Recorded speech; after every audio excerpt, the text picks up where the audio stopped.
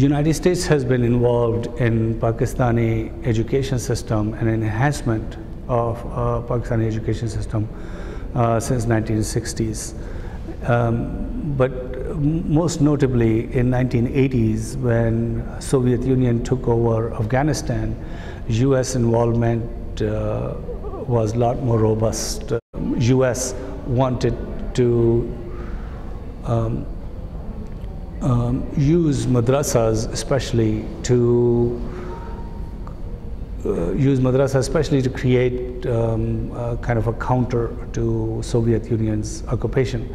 At that time we called them mujahideen, and many madrasas were given a lot of money, a lot of funds from Saudi Arabia and the United States especially, to not only build up madrasas but also recruit from within madrasa. That is the time, I think, many times madrasa actually became a lot more very conservative, a lot more violent is a strong word, but I think violent would be appropriate this time, because they were sending their students to fight in Afghanistan. With that level of support to create mujahideen, I think some numbers say between 65 to 130,000 youth were trained to fight. That is a whole military, if you can think about it. But they were not in any uniform, they were mujahideen. And once Russia left, these folks had no place else to go but to have infighting amongst themselves or join other groups that might end up fighting for Kashmir, for example, or we find traces of Pakistani madrasa students fighting in Chechnya. Pakistan and United States, and for that matter any Islamic country like Saudi Arabia, never really did preventive work or post-conflict work. When the Russians left, there could have been rehabilitation centers set up to include these mujahideen, because we knew all of them. State knew what those mujahideens were, they could have been rehabilitated. But because they were left to their own thing, many of them became madrasa teachers, many of them opened up new madrasas. And of course, if you can think about it, that is all they taught, is Islam is under threat and we must fight the infidel. Posture obviously changed naturally after 9/11 towards Pakistan, and especially a lot of policy focus was on Pakistani madrasas. Pentagon Secretary Rumsfeld and Colin Powell disagreed almost on every issue except for madrasa issue. They actually said the same thing, that unless we control and modernize these madrasas, we will have fresh recruitment of jihadis. So United States at a very early stage realized that this is going to have to be addressed, and put a lot of pressure on Pakistani government to rein in rebellious madrasas. But I think there's never really been a very comprehensive strategy, seriously taken strategy that could engage madrasas to reform their curriculum or to modernize the way they teach courses, the pedagogy. So the United States have put a lot of pressure on it on one hand, but the conventional wisdom has been that if we give lots of resources to public school system, enhancement of public school system, then automatically most of the students and parents would choose the public school system and leave madrasas. And in a conservative society like Pakistan, that is probably not going to be the factor, just because there are many people in Pakistan that prefers religious education, and so therefore I think it is very important for madrasa reforms, madrasa engagement to happen.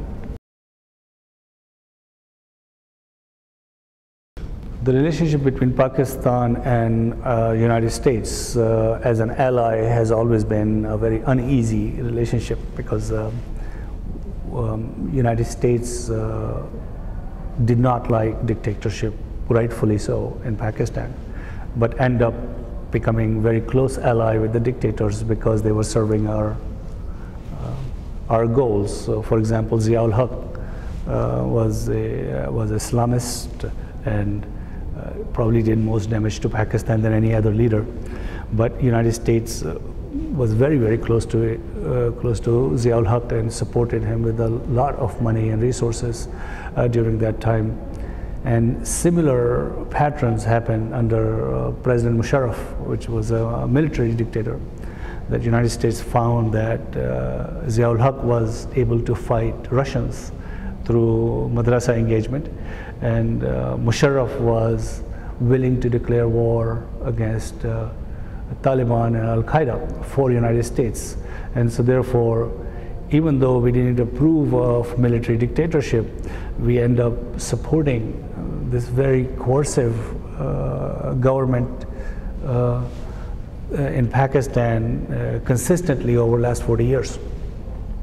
And that gives a very different signal to the population of Pakistan, and hence you see the level of dislike towards the United States in population, because they think that United States want democracy for itself, but doesn't really put its commitment to it in Pakistan.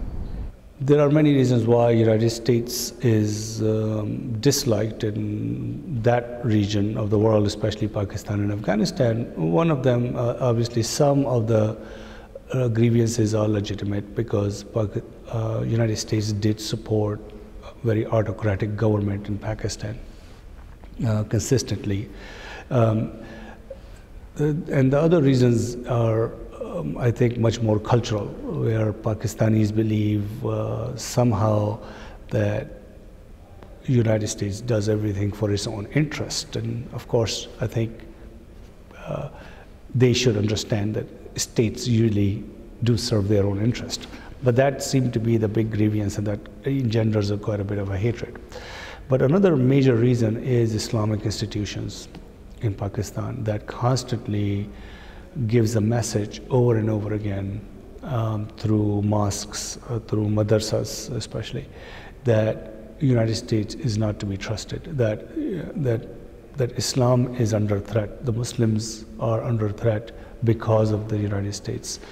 And because these madrasas and mosques are in every single corner of Pakistan, that voice gets heard by educated and non-educated and poor and rich Pakistanis. And I think that message itself has been repeated so many times and so often that it has taken a very strong hold in Pakistan.